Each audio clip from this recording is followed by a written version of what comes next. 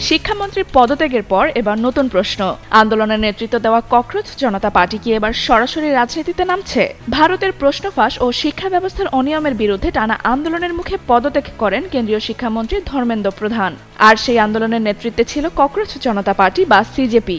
আন্দোলনের সাফল্যের পর সংগঠনটির ভবিষ্যৎ নিয়ে শুরু হয়েছে জোর আলোচনা।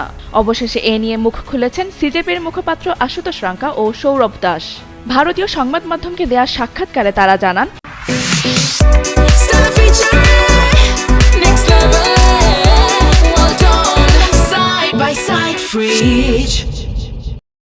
এই মুহূর্তে রাজনৈতিক দল হিসেবে মাঠে নামা তাদের লক্ষ্য নয়, বরং আন্দোলনকে দেশের তৃণমূল পর্যায়ে ছড়িয়ে দিয়ে যুব সমাজের দাবি আদায়ে চাপ সৃষ্টি করাই তাদের প্রধান উদ্দেশ্য। তবে ভবিষ্যতে রাজনীতিতে আসার সম্ভাবনা একেবারে উড়িয়েও দেননি আশুতোষ রাঙ্কা।